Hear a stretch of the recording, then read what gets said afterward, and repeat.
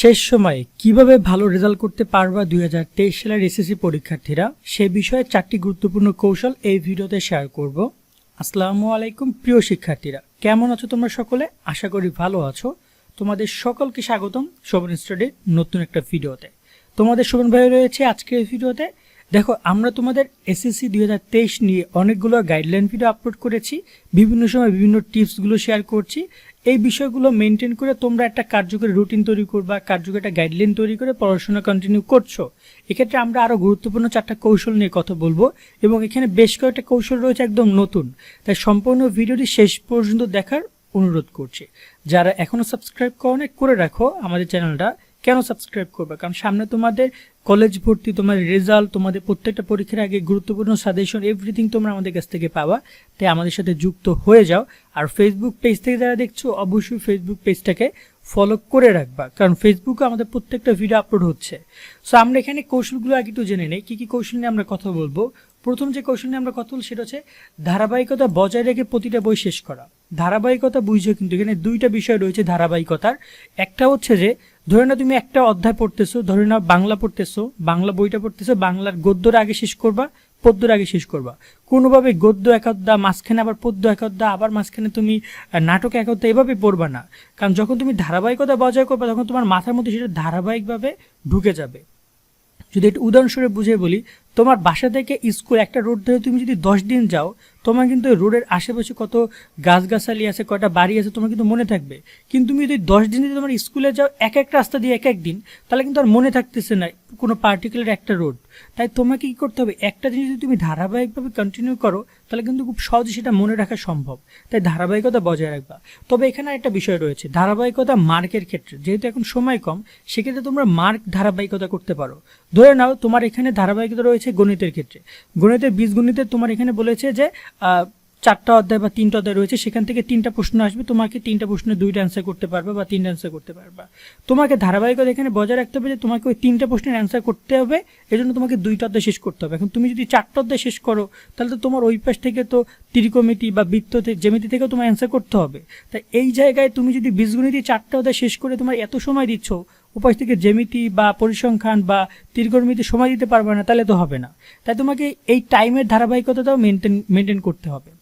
কেমন? দ্বিতীয়ত যে কথা বলবো সেটা হচ্ছে কম গুরুত্বপূর্ণ টপিক এড়িয়ে চলা বা বিষয় এড়িয়ে চলা। অর্থাৎ তোমার একটা বইয়ে সব কিন্তু গুরুত্বপূর্ণ না, তোমাকে সেটা বুঝতে হবে কোনটা গুরুত্বপূর্ণ কোনটা কম গুরুত্বপূর্ণ। এক্ষেত্রে আমাদের সাজেশন ভিডিওগুলো দেখতে পারো। এক্ষেত্রে কম গুরুত্বপূর্ণ টপিকগুলো একদম পুরোপুরি এড়িয়ে চলতে হবে। পুরোপুরি এড়িয়ে না চলতে কিছুটা এড়িয়ে দেখা গেল কি ওই অধ্যায় থেকে গত বছর প্রশ্ন এসেছে, বা ওই প্যারাগ্রাফটা গত বছর এসে গেছে, ওই গ্রামারটা গত বছর এসে গেছে, তাহলে আমি একটু কম পড়ি। কারণ যে জিনিসটা এসে গেছে বা যে জিনিসটা কম গুরুত্বপূর্ণ তোমার জন্য, সে জায়গায় যদি তুমি অনেক সময় দাও তাহলে সেটা কিন্তু তোমার জন্য ক্ষতিকর। কারণ অন্যান্য জায়গায় তো তোমাকে সময় দিতে হবে, তোমার প্রত্যেকটা সেকেন্ডের অনেক কিন্তু মূল্য তোমার মাথায় রাখতে হবে। দেন আমরা কথা বলবো একটা টপিক, সেটা হচ্ছে যে প্রতিদিন কমপক্ষে একটা প্রশ্নের সলিউশন করা। একটা প্রশ্নের সলিউশন তোমাকে কি করতে হবে? এখন একটা প্রশ্নের সলিউশন তুমি যদি লিখতে চাও, একটা প্রশ্নের সলিউশন হয় 3 ঘন্টা, মানে 3 ঘন্টা আমরা যেমন উত্তর দেয় না, একটা প্রশ্ন তো 100 মার্কের একটা প্রশ্ন হয়। এক্ষেত্রে তোমাকে একটা সলিউশন করতে হবে প্রতিদিন। তুমি যদি লিখতে না পারো, তুমি লাগলে মুখস্থ করে করে সলিউশন করো। নৈবিত্তিকগুলো তুমি দাগায় ফেলো 15-20 মিনিটের মধ্যে করে 30টা নৈবিত্তিক। তার পরবর্তী তুমি সৃজনশীলগুলো একটু খুঁজে দেখো যে এটা পারো কিনা, পারলে তুমি একটু মনে মনে বলো। অঙ্কগুলো একটু মনে মনে করো, বা তুমি একটু দেখে নিলে অঙ্কগুলো 2টা অঙ্ক করলা আর বাকিগুলো একটু দেখে নিলে। এভাবে তোমাকে প্রত্যেকদিন কমপক্ষে একটা করে প্রশ্ন সলিউশন করতে হবে। সেটা হতে পারে বিগত সালের প্রশ্ন, সেটা হতে পারে মডেল টেস্ট। কেন বলছি?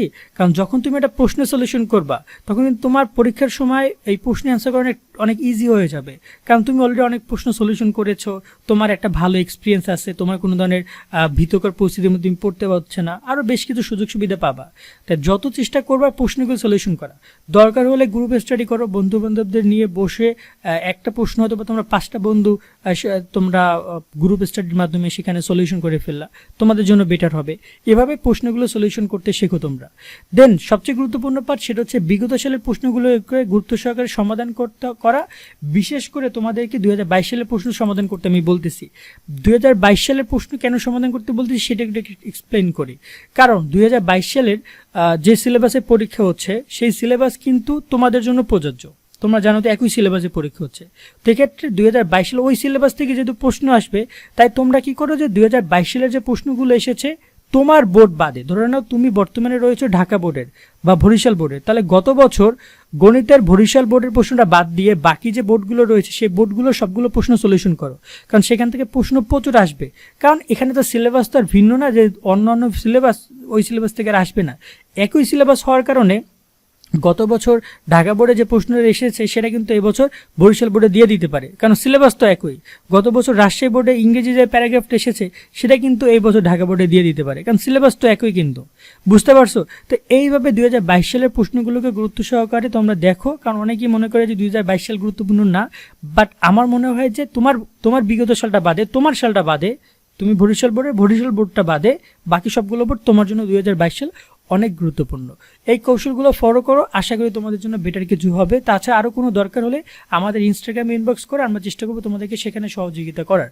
তো আজকের মতো আমরা এখানে বিদায় নিচ্ছি, ভালো থাকবা সকলে, তোমাদের সকলের জন্য শুভকামনা রইল, আল্লাহ হাফেজ।